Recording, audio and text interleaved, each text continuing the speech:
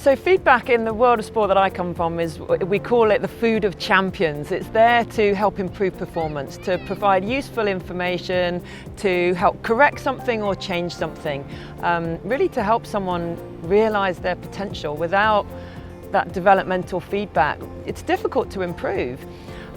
And feedback is also there to help recognise when someone's done something well, to recognise that we've done this and we did it well and we need to keep doing it, and we call that motivational feedback. And quite often people focus more on the corrective feedback, which is really important for improving stuff, but can you imagine as an athlete if I only ever focused on my weaknesses and the things that I was doing wrong and I needed to change? My confidence would be shot. Can you imagine if I then sat on the start line and I was only focused on my weaknesses and the things I need to avoid? I'm never going to get the best out of myself. So I also need to know the things that I'm doing well and that I need to keep on doing. There was a coach that I worked with once, and he was a brilliant coach, really technical coach. And we would be, when we train, we're on the lake and we're going up and down the lake, and the coach would be on the bank. And this coach, he would constantly be giving us technical feedback, shouting at us all the time, we need to do this, that, and it was brilliant. But it was all corrective feedback. And then one day, I really remember this session, and the coach, he just went quiet, and there was no feedback. And I was like, where is he? Where's he gone? He's gone quiet on me. And then after the session, I said to him, where did you go? What happened? And he went, no, I was there, but I didn't have anything to say because you were doing it right. And I was like, well, but it would have been useful to know that. It would be really good to know that I was doing it right. Not because I need the praise or the compliments, but to know that this is what it feels like when I'm doing it right.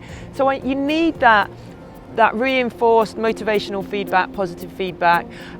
We need to catch people doing things right more often, and it just boosts their confidence and helps to enhance performance.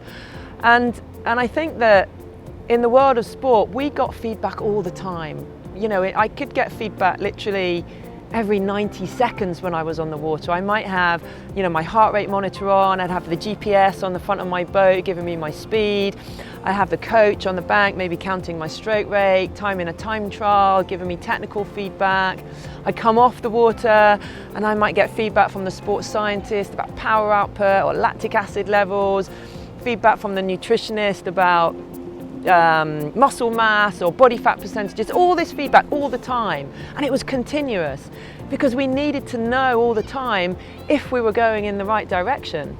We couldn't afford to wait till the end of the season to do a performance review and find out that we were doing the wrong things. We needed to know as we were going what was working and what wasn't. And I think in the business world we could be giving more and more feedback. Absolutely critical. And I know people might think that it takes time and they don't have the time to do that, but I would encourage people to see it as an investment of time that you can recoup in the long run through enhanced performance.